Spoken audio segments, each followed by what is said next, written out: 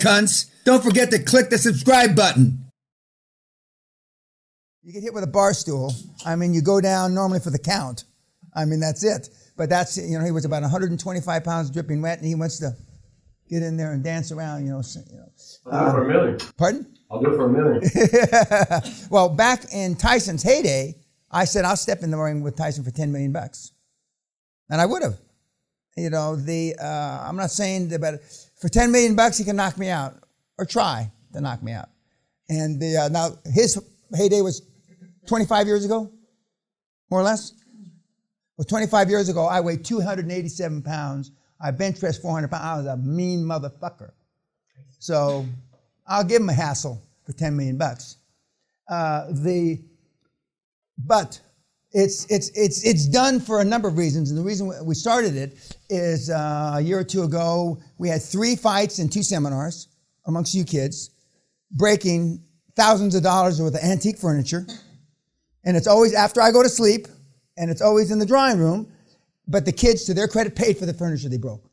They did, you know, but I have a feeling it was their last pennies that they came up with, but they paid for the furniture. So I said, well, fuck, let's just, you know, let's get the adrenaline out early in the seminar. So we normally do it the second or third day.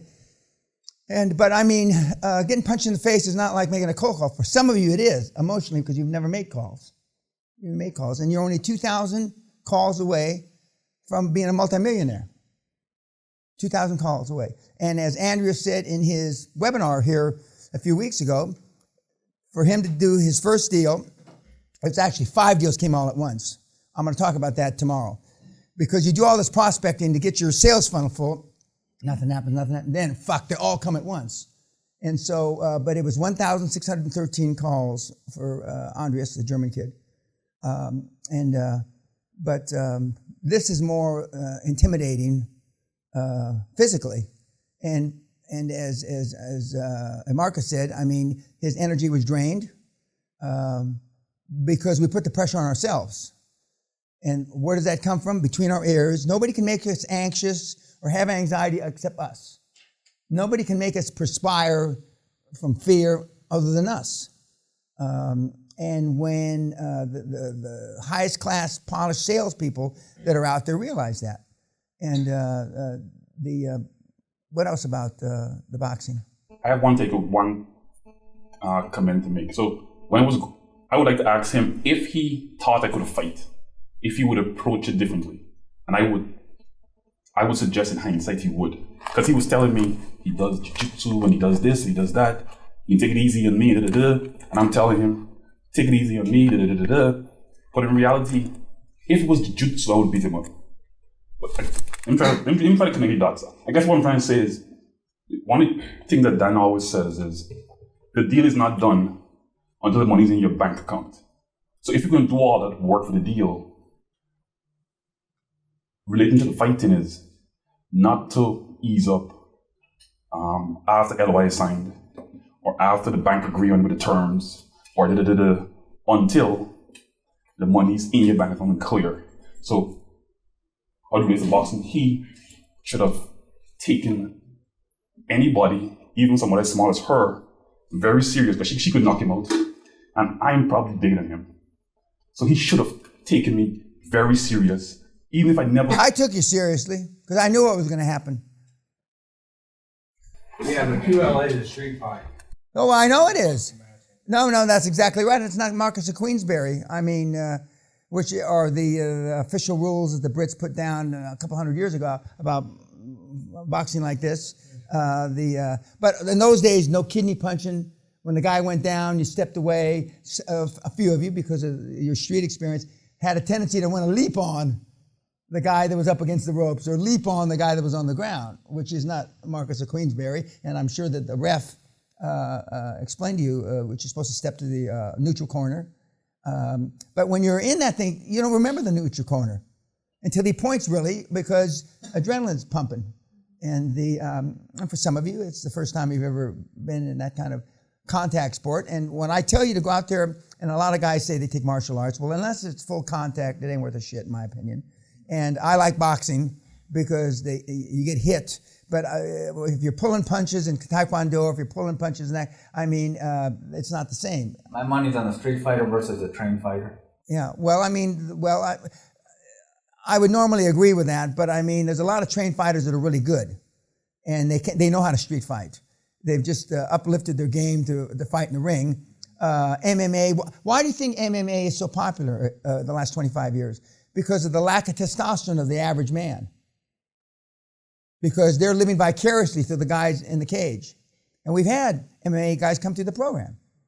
And they say there's a paradigm shift when they get in that cage, okay, the whole life changes because they've been trained to put the guy away as quick as humanly possible, tap out, with the words they use now.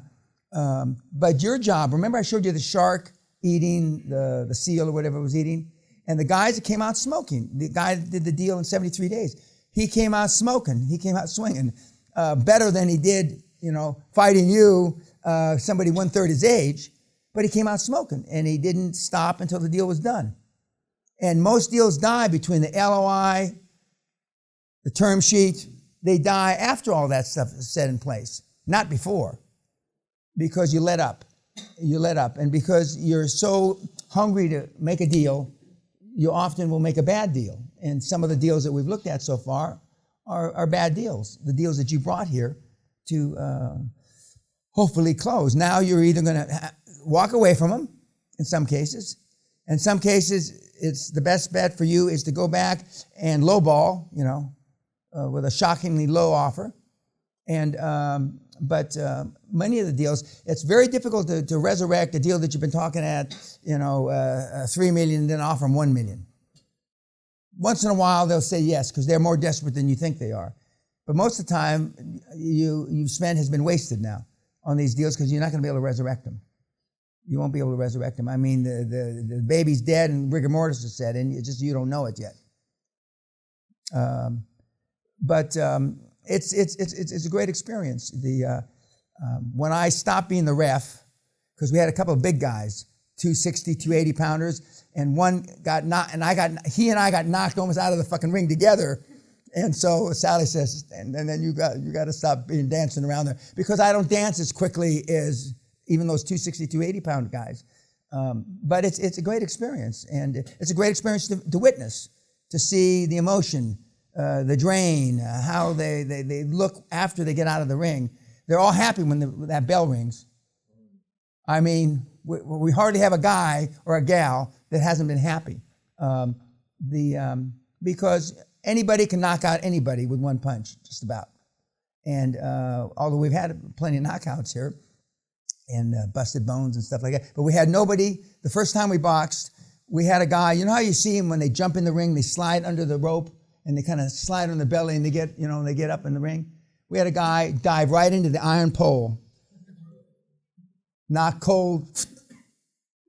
That didn't make it to the YouTube either. But I mean, he's, I don't know how many times he practiced diving into the ring, but he didn't do it enough because he was down like a bad habit.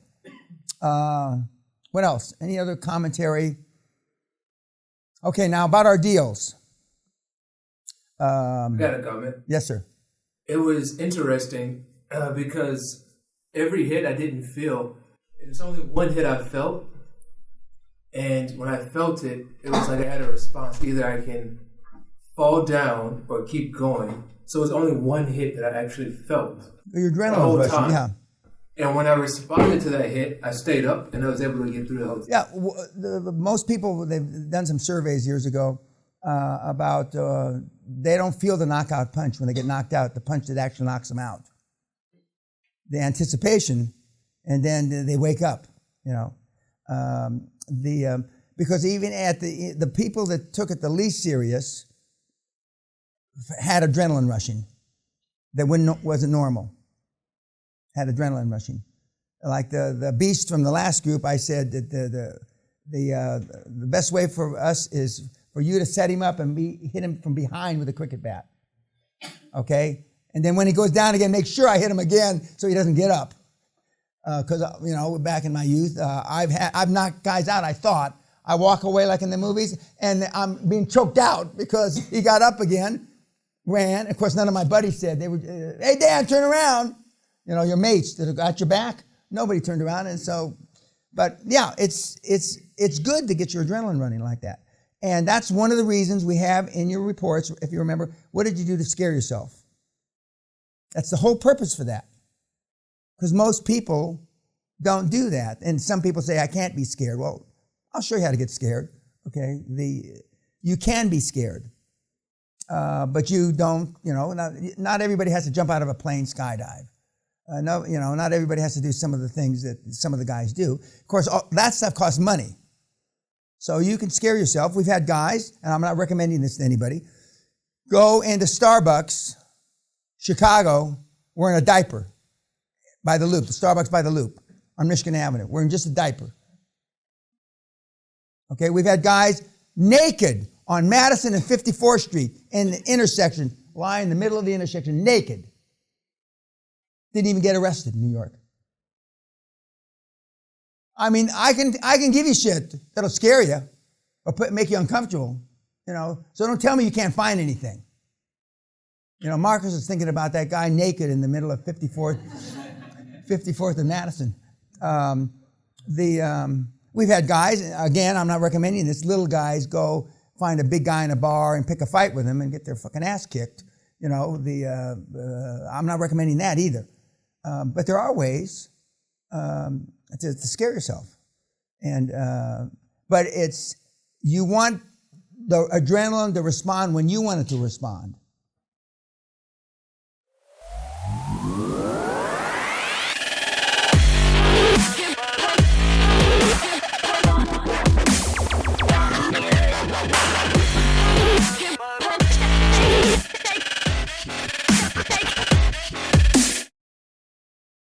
Not when somebody else makes adrenaline.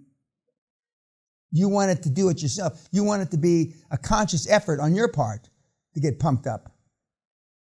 Now, some of you were doing push-ups and jumping around, and I was teasing you. It's too late. If you're skipping rope now, it's too fucking late. You skip rope real well, Marcus. You look great skipping that fucking rope. Yeah, well.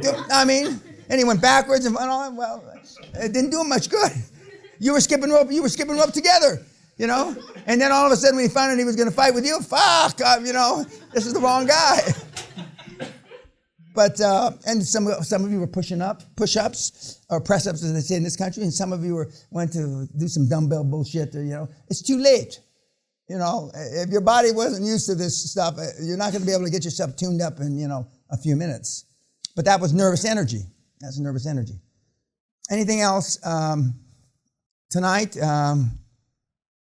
It's 5:45. Anything else about the boxing or any of the cases? You could see that some people know how to box. Correct. So they've been in the ring before. Their footwork was great. The positions, the body protection, everything like that. You could see the people that didn't know. They were trying it for the first time. They were very, you know, flurry of punches. So you think about yourself in an M&A situation where you're going in there to talk to the bankers, whether you've done this before. They will know, and if you haven't done this before, they're going to know. But because we've taken this, we're at least going to look like we know the footwork, and you know we'll know some words, so people will take you more seriously, right? And for those of you that remember the gal from Malta, Margot, who is a cocky French girl, I mean, from Paris, and she says, and the funny thing is, the templates work. I read them word for word. And she said, the funny thing is they work. I don't think it's so fucking funny myself. A lot of goddamn work went into producing those cocksuckers, those templates. But they do work. We're giving you the best practices that worked last week. Some of the stuff has already been changed since the last seminar. You're getting the shit right hot off the press, so to speak, as they used to say. And what Anelli was saying today is like, you know, that they put all these accountants at the front of the bank to have the conversations. They don't even know what the footwork looks like. And you're going to walk in there and you're going to be able to have the conversation and move to the next person that knows what they're doing in the bank. So. Yeah, I mean, yeah. Are you? I'm back. Oh, no, but I mean, are you holding your head or are you raising your hand? No, I was raising my hand. Okay. I learned that I'm too fucking nice to people. way too fucking nice. I just lost a deal. This was a deal that I've been working 9 months, and I went into close with the board, and one person on the board fucked me. And I was too nice. But you didn't ask him beforehand the night before if you're so. I did. And he said he supported you? I did. And he fucked you anyway? Fuck me. Oh, okay. Well, we got to, not on camera. I'll show you how to deal with that when we're not on camera, YouTube. But the feeling of, oh, I am too fucking nice to people. I didn't play football when I was a kid because I didn't want to hurt kids. I didn't want to, and I hurt a couple kids when I was a kid. Well, you didn't hurt Jermaine today.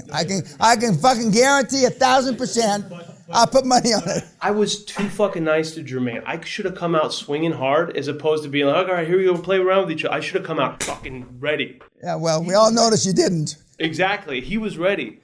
And when Let's go back. Yeah. When I felt down, I felt the pain of exactly what you say, that I've been maybe coddled too much by my mom. My dad was, I felt that pain. I was Whereas when I was with my dad said, don't start fights, but always hit first. Yeah. 9 times out of 10, if you hit right, and he taught me, that's going to be most of the fight right there. Because once he goes down, I was going to say he or she goes down. I never hit a woman like it. But once they go down, I mean, unless they're some jiu-jitsu black belt and they can flip around and wrestle, the fight's won. The fight's won. But again, I was raised by a brutal father.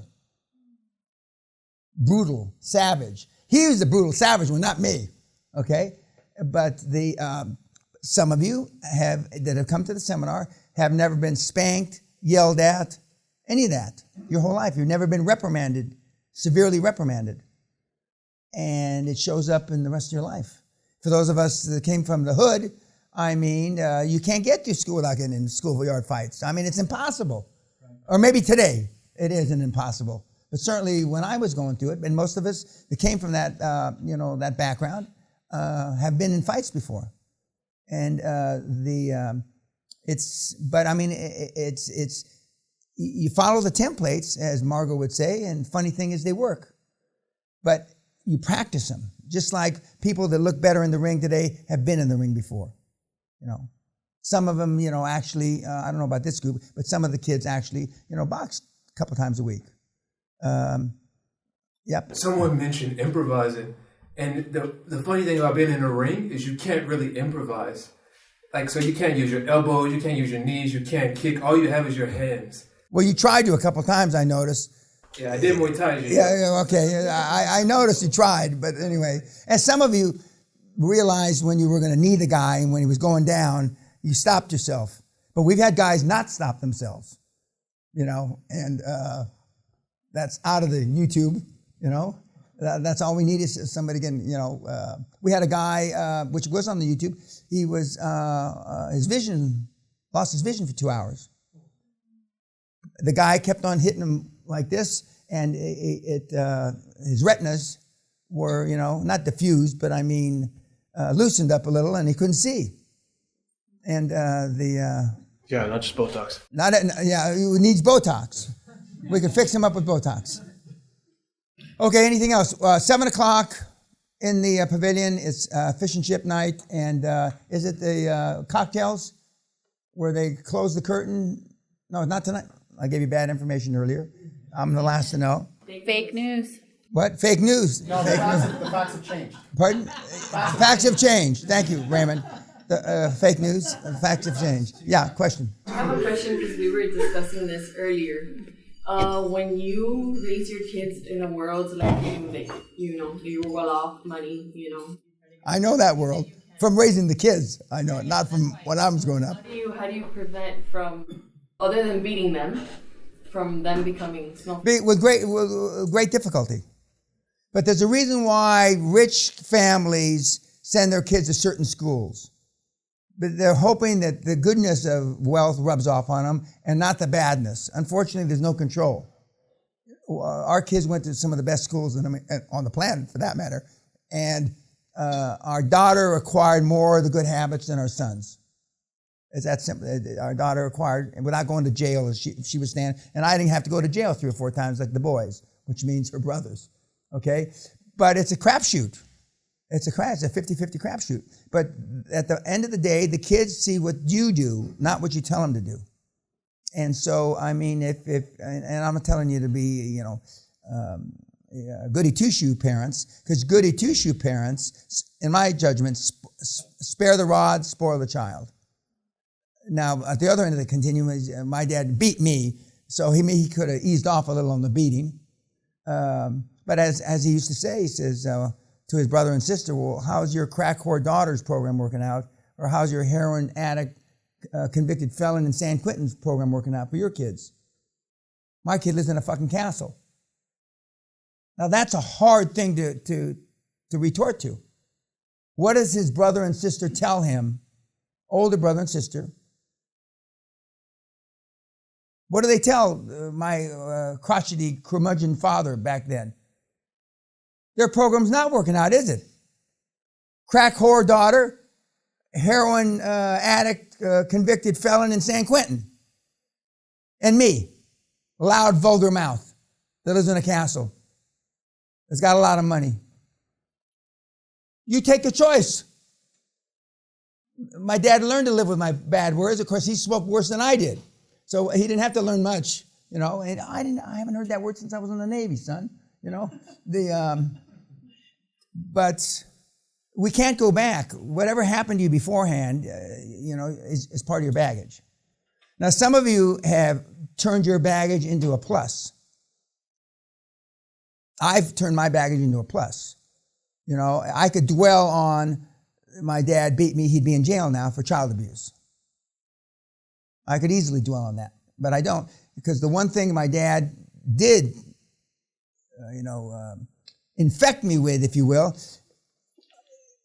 it's not what happens to you in life, it's how you interpret or adapt to what happens to you in life.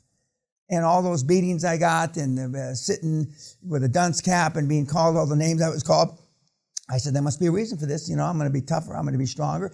I was bullshitting myself at the time because I had to come up with a reason, But as it turned out, it did make me tougher. And I'm pretty mentally fucking tough. And that's what lacks in the last 20 years of the kids that have come through the program is mental toughness. And that's why I call them snowflakes, because they melt under pressure. They melt under pressure. And for the most part, your parents didn't go out. Now, we've had kids through here that their parents went out of their way to fuck them up on purpose. But I don't see anybody like that in here. Maybe one exception, a borderline exception. But your parents didn't go out, well, I'm going to fuck him up. I'm going to fuck her up. I'm going to go out of my way so when he's an adult or she's an adult, they're going to be fucked up beyond all recognition. Rarely does that happen.